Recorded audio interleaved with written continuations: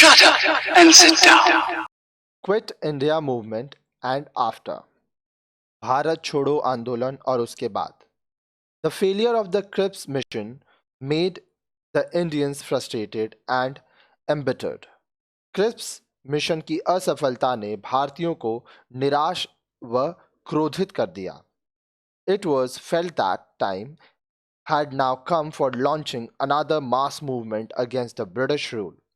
उस समय यह अनुभव किया गया कि ब्रिटिश सरकार के विरुद्ध एक विशाल आंदोलन शुरू करने का समय आ गया है। Discontent of Indian people was increasing due to wartime shortages and growing unemployment. भारतीयों का असंतोष युद्ध समय की कमी एवं बेरोजगारी की वृद्धि के कारण बढ़ रहा था। There was a constant danger of Japanese attack. Japan के आक्रमण का लगातार डर बना हुआ था। The Indian leaders were convinced that India would be a victim of Japanese aggression only because of British presence in India. भारतीय नेताओं को विश्वास दिलाया गया कि भारत जापानी आक्रमण का दोषी होगा क्योंकि भारत में अंग्रेज मौजूद हैं। Gandhi ji said, "The presence of the British in India is an invitation to Japan to invade India." Gandhi ji ने कहा, भारत में अंग्रेजों की उपस्थिति जापान को भारत पर आक्रमण करने का निमंत्रण है। Subhash Chandra Bose, who escaped from India in 1941, repeatedly spoke over radio from Berlin, arousing anti-British feeling which gave rise to pro-Japanese sentiments. Subhash Chandra Bose ji ने 1941 में भारत से निकलने में वह कामयाब थे। वे बार बार बर्लिन से रेडियो पर अंग्रेज विरोधी भावनाओं को उठाते हुए बोलते थे, जिसने जापानी समर्थन की भावनाओं को बढ़ावा दिया। आगे देखिए। The Congress under Gandhi ji felt that the British must be compelled to accept Indian demands और quit the country. Gandhi ji के अधीन कांग्रेस ने यह अनुभव किया कि अंग्रेजों को भारतीयों की मांगों को मानने के लिए मजबूर किया जाए या भारत छोड़ने के लिए बाध्य किया जाना चाहिए। A meeting of the Congress Working Committee in Varda passed the Quit India resolution on 14 July 1942, which was later endorsed and passed on 8 August at the Bombay session of the Congress. 14 जुलाई 1942 को वर्धा में कांग्रेस कार्यकारिणी समिति की बैठक में भारत छोड़ो प्रस्ताव को पारित किया गया, जिसका देर से लिखित समर्थन मिला और 8 अगस्त को कांग्रेस ने अहिंसा के आधार पर आगे देखिए। The Congress decided to launch a mass struggle on non violent lines on the widest possible scale. Addressing the Congress delegates on the night of 8th August, Gandhi ji, in his soul-stirring speech, said, अब देखिए आगे क्या हुआ। 8 अगस्त को कांग्रेस ने अहिंसा के आधार पर विस्तृत पैमाने पर एक व्यापक संघर्ष प्रारंभ करने का निर्णय लिया। 8 अगस्त की रात में कांग्रेस प्रतिनिधियों को संबोधित करते हुए गांधी जी ने अपनी आत्मा को झंझोड़ते हुए भाषण में कहा। क्या भाषण दिया?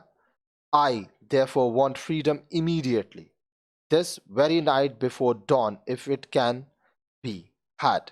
I'm not going to be satisfied with anything short of complete freedom.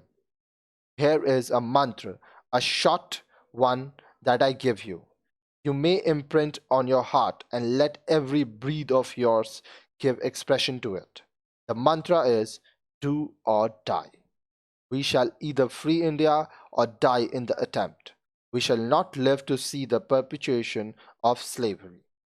तो गांधी जी ने क्या भाषण दिया, आइए बताता हूं मैं आपको। मैं आजादी जल्द इसलिए चाहता हूं, संपूर्ण आजादी से कम में मैं अन्य किसी चीज से संतुष्ट नहीं होने जा रहा हूं। यहाँ एक छोटा सा मंत्र है जो मैं आप लोगों को दे रहा हूं। आप इसे अपने हृदय में छाप सकते हैं और अपने प्रत्येक सांस के साथ इसका संबोधन कर सकते हैं। यह मंत्र है, करो या मरो, डू और डाई। हम या तो भारत को आजाद करेंगे या इस प्रयास में मर जाएंगे। हम गुलामी को लंबे समय तक देखते रहने के लिए जिंदा नहीं रहेंगे। But before the Congress leaders could start the movement formally, all important leaders of the Congress were arrested before the dawn of 9th August 1942. Congress was banned and declared as an illegal organization. The press was censored. लेकिन इससे पहले कि कांग्रेसी नेता आंदोलन प्रारंभ करें, सभी महत्वपूर्ण कांग्रेसी नेताओं को 9 अगस्त 1942 से पहले ही गिरफ्तार कर लिया गया। कांग्रेस को प्रतिबंधित कर दिया गया और एक अवैध संगठन घोषित कर दिया गया। प्रेस पर पाबंदी लगा दी गई। The news of the arrest of popular leaders shocked the nation. जनप्रिय नेताओं की गिरफ्तारी की खबर ने राष्ट्र को सदमे में डाल दिया। Their anger and resentment was expressed through numerous agitation, hartals, processions, and demonstrations in all parts of the country. उनका क्रोध और असंतोष असंख्य विरोधों, हड़तालों, जुलूसों और विरोध प्रदर्शनों द्वारा देश के सभी भागों में व्यक्त हुआ। With most of the important leaders in jail, the movement took a different shape at different places. अधिकांश नेताओं के जेल में होने से आंदोलन ने विभिन्न जगहों पर विभिन्न रूप ले लिया। The people gave vent to their anger by burning government buildings, police stations, post offices, anything that symbolized British authority. लोगों ने सरकारी भवन, पुलिस स्टेशन, पोस्ट ऑफिस और अन्य कोई भी चीज जो अंग्रेजों के अधिकार में आता है, उनको जलाकर अपने क्रोध को खुलकर व्यक्त किया। Railways and telegraph lines were disconnected. Rail और टेलीग्राफ की लाइनें तोड़ दी गईं। At some places, such as in Balia district in UP, Midnapur district in West Bengal, and in Satara in Bombay, the revolt took a serious turn. कुछ स्थानों पर जैसे उत्तर प्रदेश के बलिया जिला में, पश्चिम बंगाल के मेदिनीपुर जिला में एवं बंबई के सतारा में विद्रोह ने गंभीर मोड़ ले लिया। Inspired by the mantra of Gandhi ji, people were ready to make supreme sacrifice. Gandhi ji के मंत्र से प्रेरित होकर लोग अपना सर्वस्व त्याग करने को तैयार थे। The British with its army and police came down heavily on the Indian people. अंग्रेज अपनी सेना और पुलिस के साथ भारतीय लोगों पर अत्याचार करने लगे। The people were shot indiscriminately. लोगों को गोली मार दिया गया। The Quit India movement became one of the greatest mass movement of historical significance. Bharat छोड़ो आंदोलन ऐतिहासिक महत्व के जन आंदोलन में एक बन गया।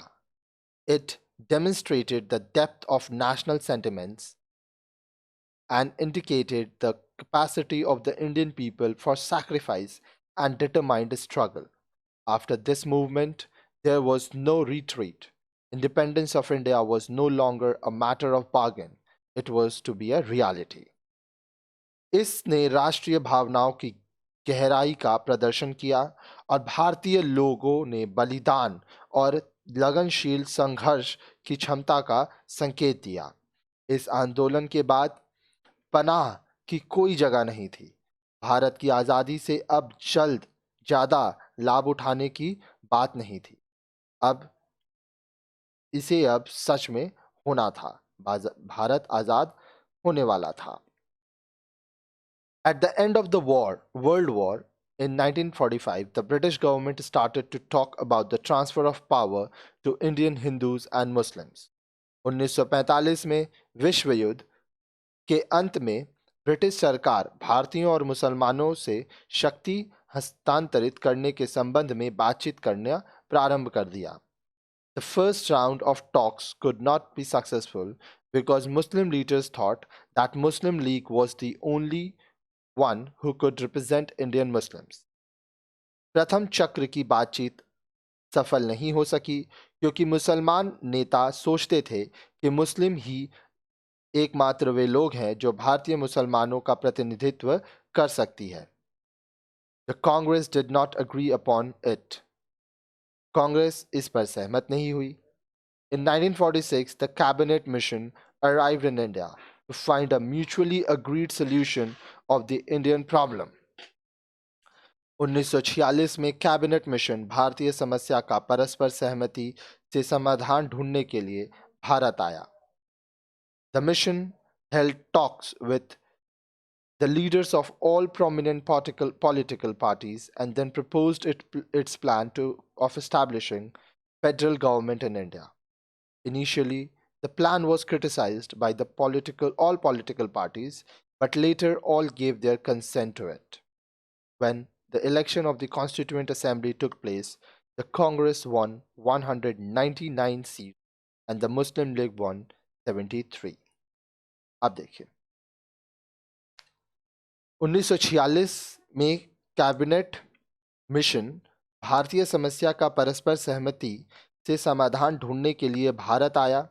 मिशन ने सभी प्रसिद्ध राजनीतिक दलों के नेताओं से बातचीत की और तब भारत में गणतंत्रात्मक सरकार की स्थापना की योजना का प्रस्ताव रखा। प्रारंभ में सभी दलों द्वारा योजना की आलोचना की गई, किंतु बाद में सभी ने इस पर अपनी स्वीकृति दे दी। अब संविधान सभा का चुनाव हुआ। कांग्रेस ने 199 सीटों पर कब्जा कर लिया और मुस्लिम लीग को 73 सीटें मिले।